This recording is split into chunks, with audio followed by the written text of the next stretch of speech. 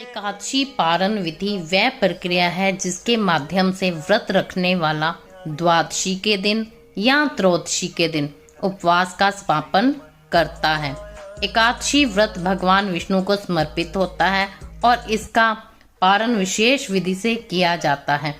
सही समय विधि से पारण करना अत्यंत आवश्यक है, अन्यथा व्रत का फल अधूरा ही रह जाता है। शास्त्रों में बताया गया है कि हरिवासर एकादशी के बाद की पहली पहर लगभग 4 घड़ी 1 घंटा 36 मिनट के बाद ही पारण करना चाहिए और यदि द्वादशी सूर्योदय से पहले समाप्त हो जाए तो पारण एकादशी तिथि में नहीं करना चाहिए। पारण विधि में प्रातःकाल उठकर स्नान करें, भगवान विष्णु का पूजन करें, तुलसी पत्र अर्पित करें, व्रत समाप्ति की प्रार्थना करें, फिर श्रद्धा पूर्वक सात्विक भोजन करें।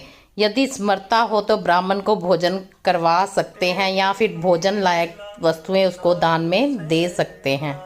अब सवाल आता है कि पारण की सामग्री कौन कौन सी लेनी है। देखिए, यदि तो नेक्स्ट डे यानी कि अगले दिन भी आपका कोई व्रत ही है तो आप फलाहार ही लें या फिर बादाम या गिरी का भोग लगाकर या दूध का भोग लगाकर ही आप चरणामृत के तौर पर लेकर उसका पारण कर दें।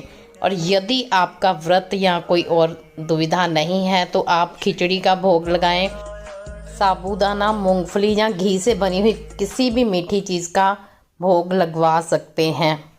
ध्यान आपको सिर्फ इतना ही देना है कि जब भी आप व्रत का पारण कर रहे हैं उस वक्त आपको लहसुन प्याज या लहसुन प्याज से बनी हुई चीज़ नहीं खानी। एकादशी के लोगों के मत अनुसार बहुत से अर्थ हैं, लेकिन हमें मेन यही अर्थ नज़र आते हैं कि 11 यानी कि 1 + 10 एकादश, दूसरा एक दासी यानी कि हरि से उत्पन्न हुई एक दासी जिसने हरि सेवा के लिए ही संकल्प और प्रण किया, जिसके कारण स्वयं हरि ने यानी कि भगवान विष्णु ने उनको इतने सौभाग्य दिए कि एकादशी का दिन महापवित्र हो गया। एकादशी महीने में 2 बार आती है, शुक्ल पक्ष की एकादशी और कृष्ण पक्ष की एकादशी। साल में 24 एकादशियाँ पड़ती हैं और पुरुषोत्तम मास में 26 एकादशियाँ होती हैं। हर एकादशी का अपना एक नाम है, अपना एक महत्व है और अपनी ही एक कथा है, जिनमें 6 एकादशियाँ महाफलदायिनी हैं।